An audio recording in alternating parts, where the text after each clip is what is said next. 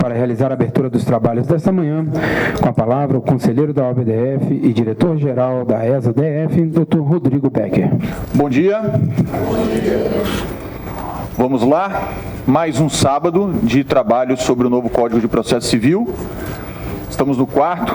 Não esqueçam que teremos mais alguns aí pela frente. E não vai parar por aí, a ESA vai fazer mais eventos sobre o novo Código de Processo Civil, fiquem atentos.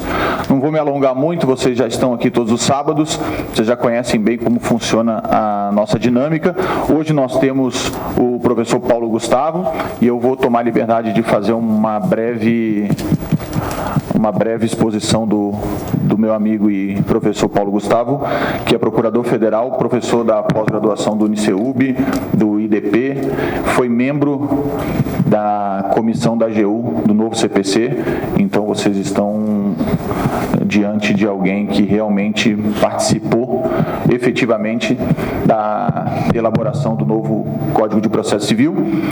E ele vai falar hoje para a gente sobre apelação, agravo e outros recursos. Eu conheço ele há muito tempo, bastante tempo mesmo, e não é por ser meu amigo e por ser até meu colega, né, professor da AGU ele também é, não é por ser meu colega que eu vou fazer esse elogio, mas é porque é verdade. Vai ser uma grande palestra. Fiquem de olho e depois me cobrem e podem me perguntar depois, podem me cobrar depois para me dizer se foi ou não foi, porque eu confio, tá certo? Quero agradecer ao Dr. Glauco que está aqui todo sábado, dando essa força para a gente aqui na ESA. E aproveitem, não vamos perder muito tempo, vamos passar a palavra para o professor Paulo Gustavo. No final, não esqueça, a gente vai ter o sorteio de 5 bolsas da ESA. Tá bem? Boa palestra para vocês, aproveitem e Paulo Gustavo, tudo com você. Bom dia a todos. Em primeiro lugar, gostaria de parabenizar a ESA, na pessoa aqui do professor Rodrigo Becker, pelo evento. Realmente, o novo Código de Processo Civil, ele vai entrar em vigor agora e, de fato, parece que caiu de paraquedas, muito embora tenha já uma discussão, não foi... Quando ele foi feito, teve uma tramitação de cerca de 5 anos, o que para um código também não é tão longa, mas, de qualquer forma, nós temos aqui algumas novidades. Coube a mim falar hoje acerca dos recursos, em especial os recursos de natureza ordinária, né? Então, o que nós tivemos de grandes novidades quanto à apelação, quanto ao agravo? Eu vou tocar também nos embargos de declaração, em que houve alteração, inclusive em relação aos juizados especiais. Nós verificamos que o novo Código de Processo Civil, ele tentou, ou ele buscou ao máximo não alterar a legislação especial, mas em alguns pontos, em alguns tópicos, acabou por alterar, sim, a legislação extravagante. Nos embargos de declaração, exemplo, também até com relação ao agravo interno, também houve uma alteração, pelo menos com relação ao prazo, mas, de um modo geral, a ideia central era trabalhar com um código um pouco mais célere, um processo um pouco mais célere, coisa que, se nós formos verificar, o maior problema no Brasil realmente é a questão da celeridade judiciária. Isso porque, quando nós falamos em eficiência, qualquer questão relativa à eficiência, nós vamos ter um binômio, a celeridade de um lado e, de outro lado, a segurança. O nosso processo, ele é seguro, mas ele não era tão célere, e daí houve a ideia de se fazer, até trazendo uma maior segurança, força de precedente, a questão relativa também a uma maior racionalização dos recursos, e isso passa pela apelação, isso passa pelo agravo de instrumento. Eu vou começar até pela apelação, que é o recurso, digamos assim, mais intuitivo, né? Um recurso que está aí desde da época de Roma, então não é um recurso novo.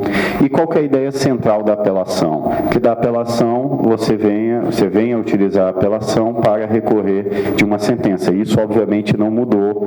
As exceções em que da sentença não cabe apelação continuaram exatamente as mesmas, quais sejam juizados especiais, que na verdade você tem um recurso próprio, o recurso ordinário previsto também na Constituição, o Código não poderia mudar, que é a hipótese em que você tem Estado estrangeiro, organismo internacional de um lado, e do outro lado, pessoa residente ou domiciliada no Brasil ou município, que essa causa ela é julgada pela Justiça Federal, porém, desse recurso, dessa sentença, não vai caber apelação, mas sim o recurso ordinário.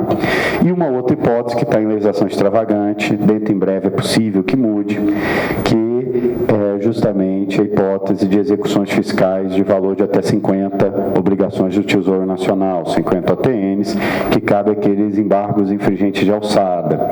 Ou seja, isso não foi alterado, ou seja, o cabimento da apelação acabou não sendo alterada pelo novo Código de Processo Civil. Mas o que houve de uma alteração significativa? A primeira questão acerca da apelação que houve uma alteração significativa diz respeito ao procedimento, o próprio procedimento da apelação. Se nós pegarmos a lógica do Código de 73, o Código de 73 previa, em primeiro lugar, um juízo de admissibilidade, um primeiro juízo de admissibilidade, e aqui terminou o primeiro juízo de admissibilidade da apelação, ou seja, não vai ter mais recebimento da apelação no novo Código de Processo Civil. Você interpõe a apelação, a função vai continuar sendo interposto no juízo de primeiro grau, porém, o juízo de primeiro grau vai ter apenas uma atividade procedimental, ou seja, vai abrir vista para as contrarrazões, vai possibilitar o recurso adesivo, mas, e havendo recurso adesivo, possibilitar contrarrazões ao recurso adesivo, garantia do contraditório, e depois vai encaminhar o processo para o tribunal. Então, nessa hipótese, nós não vamos ter o primeiro juízo de admissibilidade. E qual que é a lógica dessa alteração? É que a maior parte das vezes que a apelação não era recebida, havia o agravo de instrumento e a consequência, e a maior parte mesmo, mais de 90% no caso da apelação, você tinha o agravo de instrumento, e aí o tribunal tinha que analisar o cabimento da apelação de qualquer jeito, e eventualmente, se fosse provido, o processo ainda ficava retardado no seu andamento, porque ia ter que mandar subir os autos, ia ter que mandar o processo para o Tribunal Regional Federal, para o Tribunal de Justiça, e aí, nessa hipótese, iria ser julgada a apelação. Então, você teria aqui dois recursos analisados, quando, na realidade, você poderia, excluindo o juízo de admissibilidade, ter uma eficiência melhor para o Código. O mesmo, até ressalto, não ocorre, por exemplo, para tribunais superiores, como recurso especial, recurso extraordinário, que até a redação originária do Código foi no sentido de acabar com o juízo de admissibilidade, mas, antes mesmo da vigência do Código, a Lei 13.256 já veio a alterar o Código de Processo Civil e retornou com o juízo de admissibilidade por recurso especial e extraordinário. Mas, para apelação, era razoável que não tivesse esse primeiro juízo de admissibilidade. Então, aqui foi o primeiro aspecto que alterou e foi um aspecto substancial. Além disso, houve algumas alterações, e aqui eu vou falar na apelação só, mas que serve para todos os recursos, com relação a alguns requisitos, como preparo. O preparo deixou de ser causa imediata de não conhecimento, de não admissão do recurso, de simplesmente não conhecimento do recurso. Por quê? Aqui, o código antigo, o Código 73, previa: não realizou o preparo, qual que era a consequência? Deserção imediata. Se tivesse feito o preparo a destempo, ou seja, não fez o preparo dentro da data, ou seja, não comprovou como regra na data da interposição do recurso, essa é a data que é para ser, que deve demonstrar a realização do preparo, à exceção dos juizados especiais e da Justiça Federal, no caso dos juizados especiais 48 horas e no caso da Justiça Federal 5 dias. Mas se deixasse de fazer, qual que era a consequência? Deserção. Com o novo código, se deu mais uma chance para quem não realizou o preparo. Ele vai ter 5 dias, na realidade ele vai ter um prazo para realizar o preparo, o código não fala de uma maneira clara quanto tempo para complementar, vai ser aqui o juiz, mas deve ser 5 dias, que ele vai ter que realizar o preparo em dobro. Aqui, o 1007 do novo Código de Processo Civil, ele deixa bem claro isso.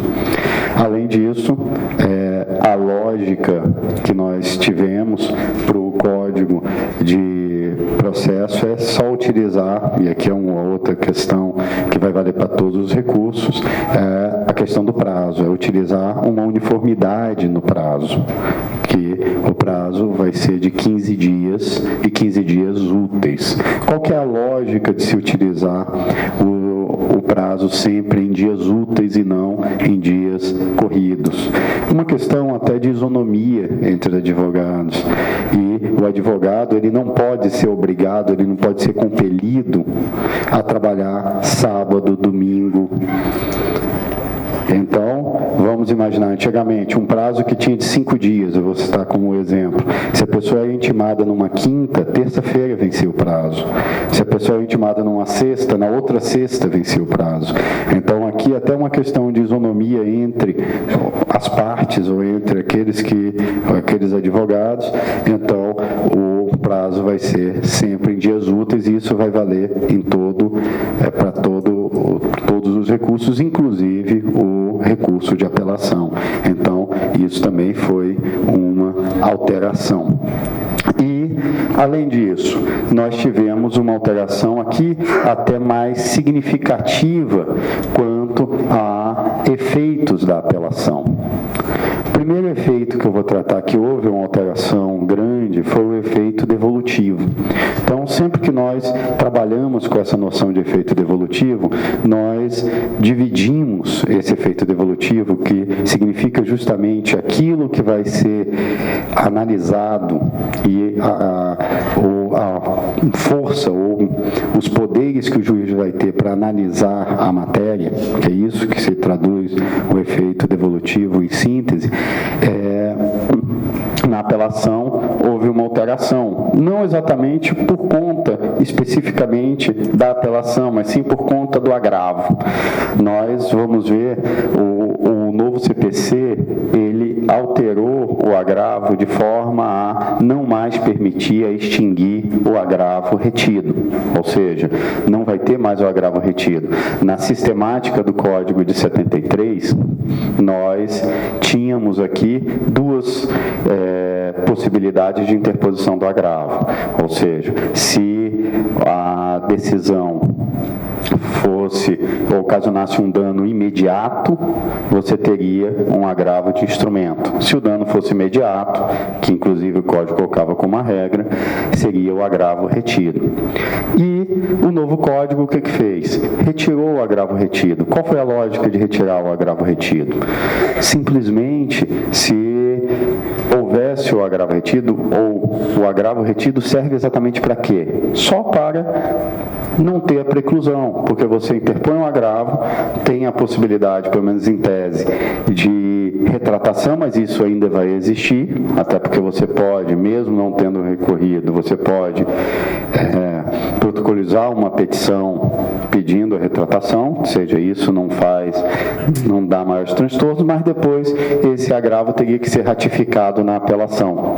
Teria que simplesmente ser novamente ou ou teria que se pedir o julgamento do agravo retido na apelação. Qual foi a ideia do novo Código? E aqui que influencia a apelação. Extingue o agravo retido, porém, aumenta-se a extensão do efeito devolutivo da apelação. Ou seja, pode-se tratar na apelação da matéria que foi objeto que seria objeto do agravo retido, ou seja, aquela matéria de decisão interlocutória. Então, teve uma decisão interlocutória e não é rol, não está dentro do rol do agravo de instrumento. Nós vamos ver que justamente por conta do fim do agravo retido, o rol do agravo de instrumento acabou tendo que ser também um rol taxativo. Não há possibilidade de colocar uma cláusula aberta, como era a cláusula do artigo 522 do Código de Processo Civil de 73. Teve que se colocar uma cláusula fechada. Quais eram as hipóteses especificamente do agravo? Tanto que o artigo 1015 do novo Código de Processo Civil estabelece de uma forma clara quais são as hipóteses. Então, coloca quando tem uma decisão interlocutória que julga o mérito. Nós vamos ver até depois, quando tratarmos do agravo, nós vamos ver quais são as hipóteses especificamente. Mas, no caso trazendo aqui, que é o que interessa para a apelação, nós temos a noção de que essas matérias que não podem ser objeto do agravo, obviamente vão poder e devem ser objeto de alguma impugnação, se a parte se sentir irresignada. Qual vai ser a apelação? E aqui cabe ressaltar, a parte vai poder, ou o recorrente, vai poder tratar isso aí tanto nas razões de apelação, como também nas contrarrazões de apelação. Tem até aqui algo que pode parecer soar estranho, né? Bem, como que você vai tratar, como você vai querer impugnar uma decisão interlocutória numas contrarrazões, porque você ganhou ao final. Mas pode ser que a decisão seja uma decisão, ainda assim, equivocada. E aquilo dali vai ficar como uma espécie de soldado de reserva apenas. Como ocorre até, mutatis mutandis aqui, com o Código 73. Se você interpõe um agravo retido e teve apelação posterior, teve uma sentença posteriormente e você ganha, ou seja, no mérito você ganhou, mas aquela decisão interlocutória, você já tinha interposto o agravo retido. O que você pode fazer? Você, nas contrarrazões, não pode pedir para julgar o agravo retido como preliminar e ele vai ser julgado. Agora, uma vez ele julgado, não vai significar necessariamente que vai anular lá atrás. Vai depender da própria apelação. Ele vai ficar como uma espécie de soldado de reserva. Até porque você só vai poder falar em nulidade se houver prejuízo. Se não houver prejuízo para aquele que arguiu, você não pode falar em nulidade. Então, qual que é a consequência disso daí? É que, nas contrarrazões, você vai poder tratar daquela matéria como uma espécie de soldado de reserva. Então, vamos imaginar a seguinte hipótese. A pessoa pediu um dano, uma prova pericial. Vou dar um exemplo aqui.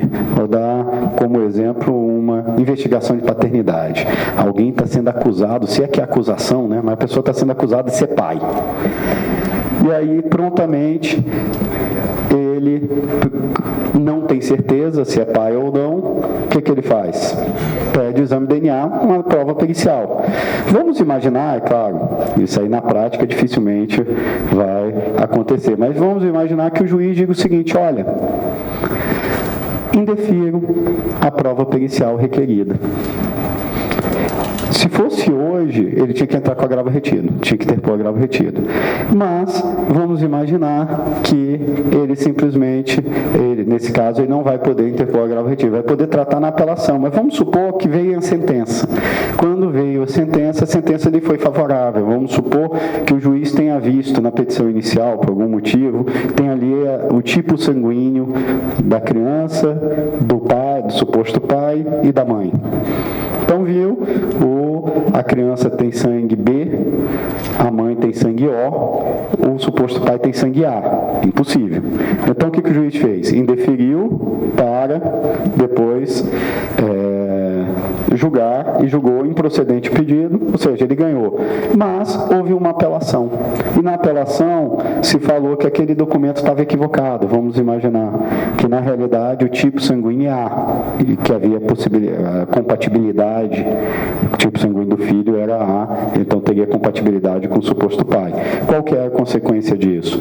Não é interessante que ele tenha tratado disso nas contrarrazões para poder ter o exame de DNA posteriormente, ou seja, vai anular a sentença e volta para fazer a prova pericial. Então aquilo dali vai ficar como uma espécie de soldado de reserva. Por quê? Se a apelação não for provida, se a alegação, que aqui não é nem a apelação não ser provida, né? Se a alegação da outra parte não lograr êxito, ele já ganhou. Então, aquela questão não gera nenhum prejuízo. Agora, se de outro lado vier a ter plausibilidade e a alegação for acolhida, é claro que tem que verificar a questão da decisão interlocutória sob pena de preclusão. Senão aí, simplesmente aquilo dali fica estável, aquilo dali não mais vai poder ser analisada dentro daquele processo. Então, talvez essa tenha sido uma grande distinção do Código Antigo para o Código Novo, e realmente a ideia aqui foi simplesmente trazer uma maior celeridade, porque o agravo retido, de fato, ele não servia para trazer essa celeridade, apenas era para a pessoa marcar a presença, digamos assim, para o advogado não ver preclusa aquela questão. Mas muitas vezes, até dependendo do decorrer do processo, ele nem tivesse interposto o agravo retido, dependendo do andamento do processo. Então, por conta disso, se extinguiu o agravo retido, mas, de outro lado, isso não prejudica as partes. Isso por quê? Porque simplesmente ela vai poder trabalhar isso daí no âmbito da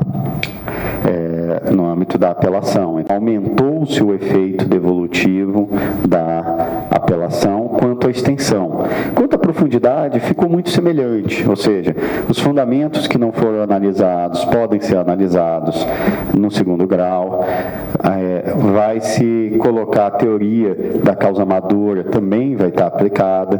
Se vocês pegarem o 1013, parágrafo 3º do novo Código, expressamente prevê a teoria da causa madura, ou seja, se houver uma sentença que não julgou o mérito e houve uma apelação, se o tribunal tiver condições de imediato julgamento, ele já vai poder julgar. É claro que aqui houve apenas uma alteração na redação, porque se vocês pegarem o 515, parágrafo 3º do Código Antigo, ele fala, se a questão for de direito e o tribunal tiver condições de imediato julgamento. Bem, aqui, pouco importa a questão ser de direito, tanto que isso aí foi flexibilizado, porque muitas vezes a questão tem uma questão de fato, mas a discussão que estava ali é só uma discussão de direito, a questão fática toda já foi.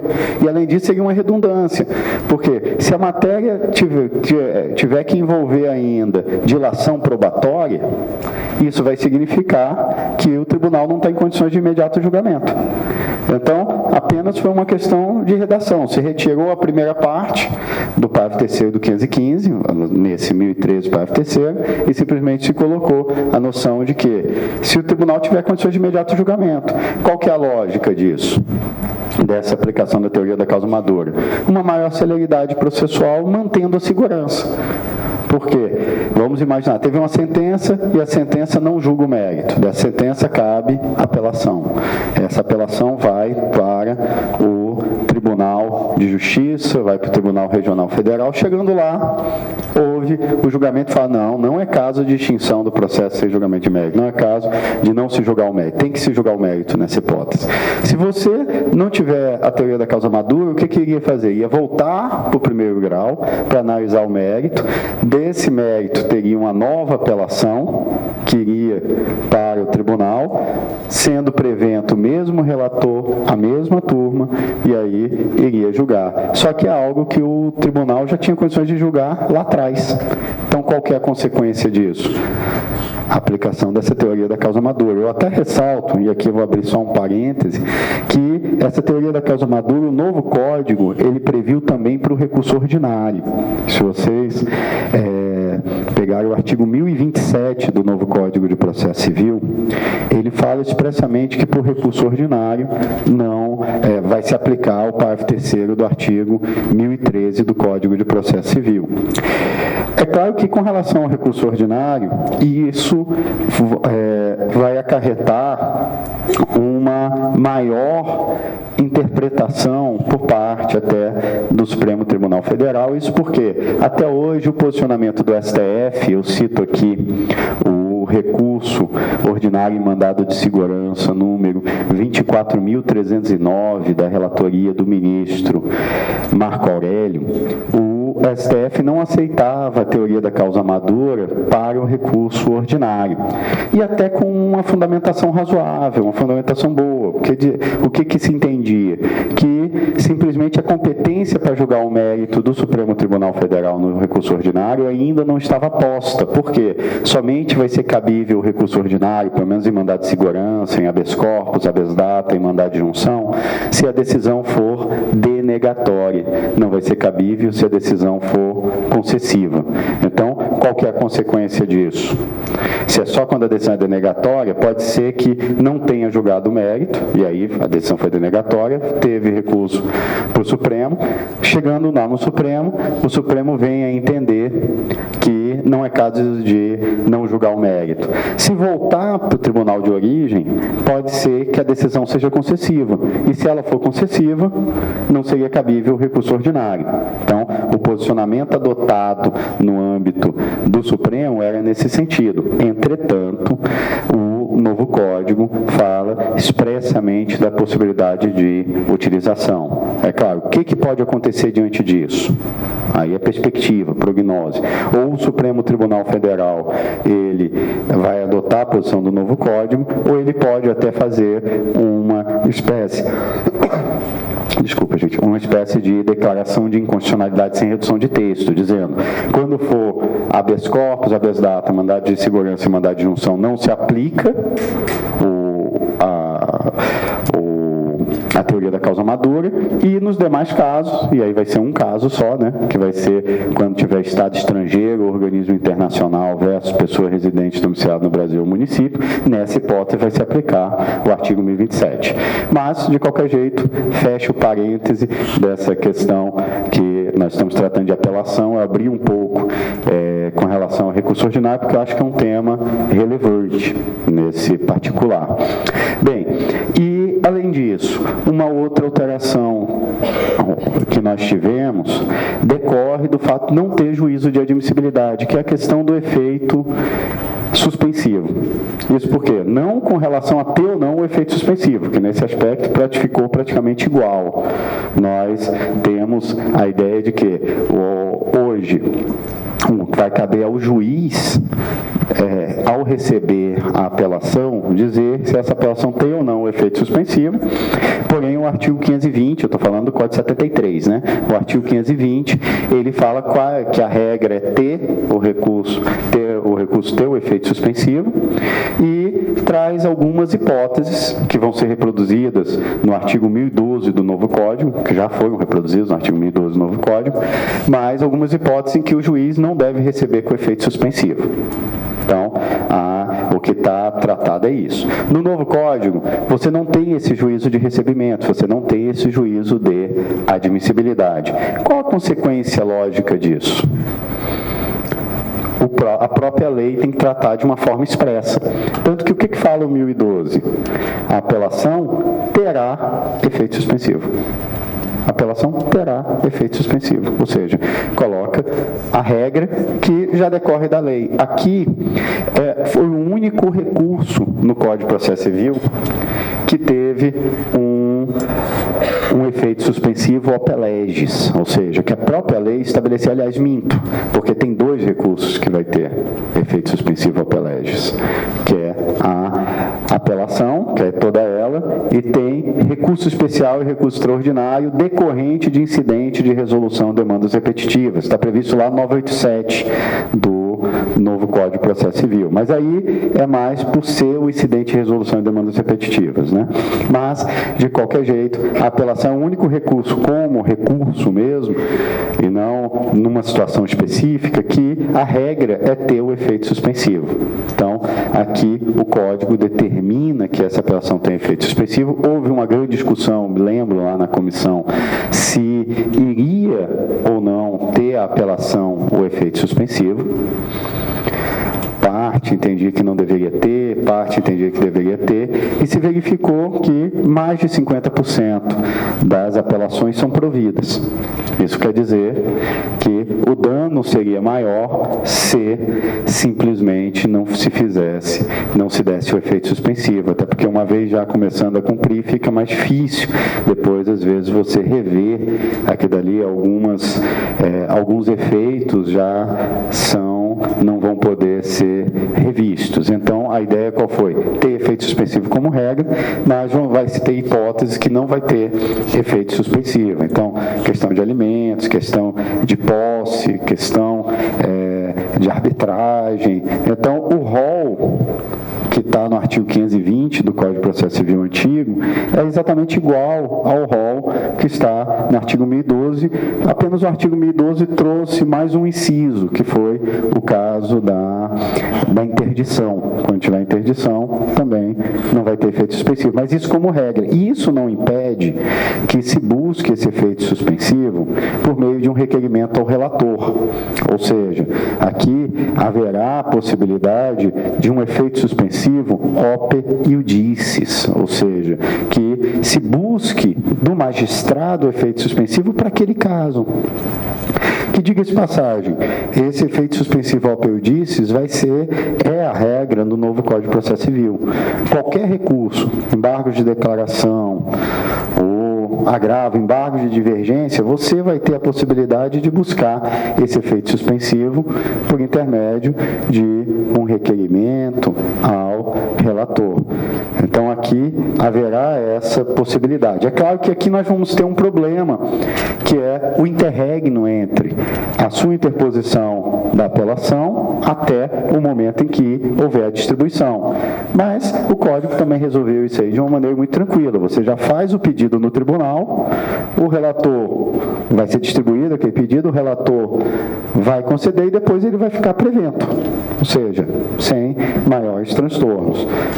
Então, quanto a isso, a regra geral é ter o efeito suspensivo, a exceção é que esse efeito suspensivo seja ope iudices, ou seja, que não tenha o efeito suspensivo, mas nesse caso, diante do seu caso, diante da demonstração de um possível dano ou de uma lesão, haverá a possibilidade de simplesmente ser buscado esse efeito suspensivo. Então, quanto à apelação, acredito que essas sejam as principais alterações. Quando nós verificamos aqui o agravo, e aqui eu já vou para o agravo de instrumento, eu cheguei a falar que o Código evitou simplesmente se ter o agravo retido, extinguiu o agravo retido. Então, qual foi a consequência? Ao extinguir o agravo retido, houve a necessidade de se dizer exatamente quais as hipóteses seriam de agravo de instrumento. Porque se tivesse uma cláusula aberta, imagine até a insegurança do advogado. Tem uma cláusula aberta, então vai ter o agravo, agravo vai ter quando tiver lesão grave de difícil reparação. O que o advogado vai fazer? Bem, se eu não interpuser o agravo, pode ser que lá na frente, quando eu for tratar disso na apelação, o tribunal venha dizer que aquilo dali era matéria que tinha lesão grave e, consequentemente, estaria precluso. Porque, é claro, se a matéria comportar agravo de instrumento e não for interposto agravo de instrumento, qual vai ser a consequência? Preclusão. Aí não tem outra justificativa. Só que se a cláusula for aberta, isso vai gerar uma certa discricionariedade, né? Então, qual vai ser a ideia central? É que haja a possibilidade do agravo de instrumento, com a extinção do agravo retido, mas as hipóteses de agravo de instrumento sejam postas de uma maneira clara. E aqui, o artigo 1015 do novo Código de Processo Civil expressamente fala quais são as hipóteses.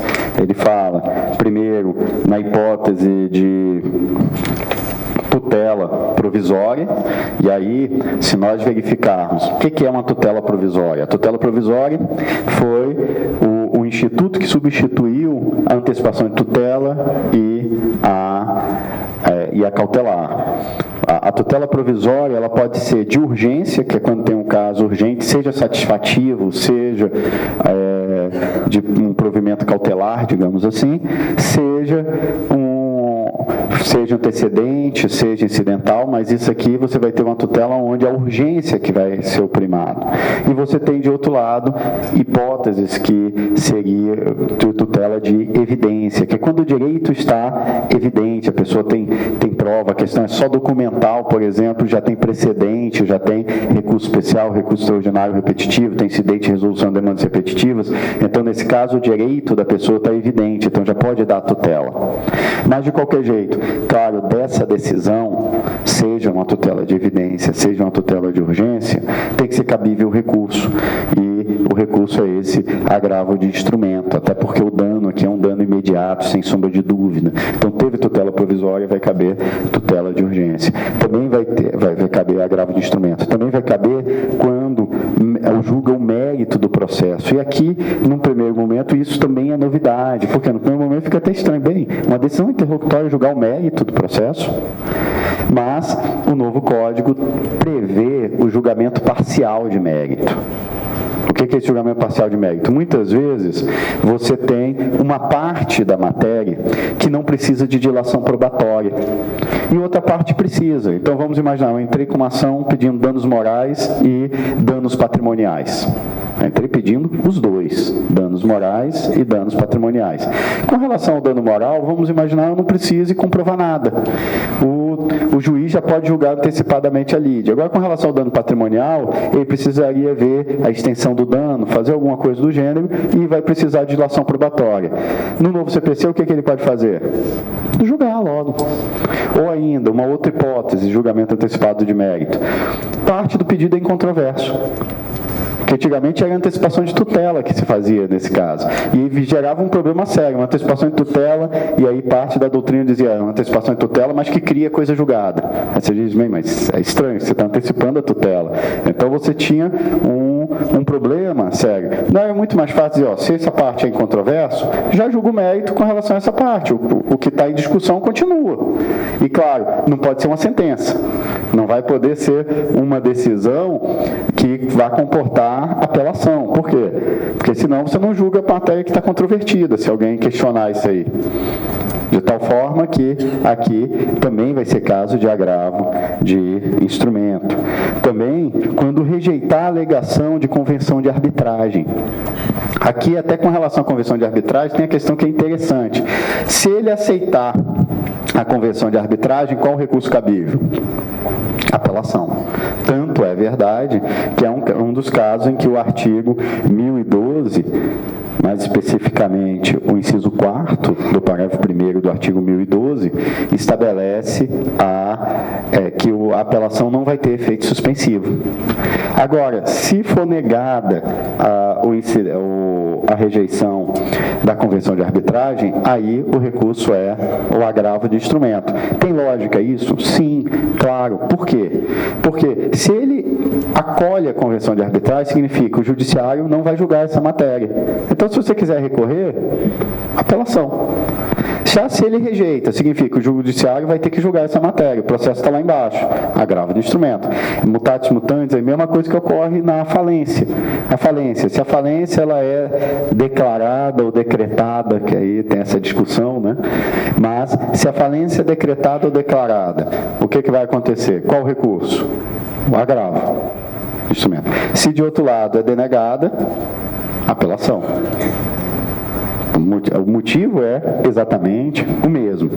Também, quando tiver um incidente de desconsideração da personalidade jurídica, e aí eu até ressalto, esse incidente de desconsideração da personalidade jurídica é para ambos os casos, ou seja, tanto o incidente de desconsideração da personalidade jurídica no seu sentido estrito, como o que o judiciário chama de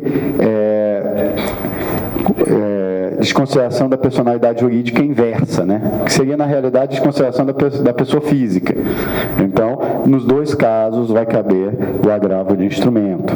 Também na rejeição da gratuidade de justiça, exibição e posse do documento, exclusão ou limitação de litisconsorte, e também admissão de intervenção de terceiros, concessão, modificação, revogação do efeito suspensivo, e também na redistribuição do ônus da prova. E aqui eu até ressalto, essa redistribuição do ônus da prova também não é exatamente uma novidade, porque o Código antigo não previa de forma expressa, mas a jurisprudência já previa hipóteses de distribuição dinâmica do ônus da prova. O que é essa distribuição dinâmica do ônus da prova?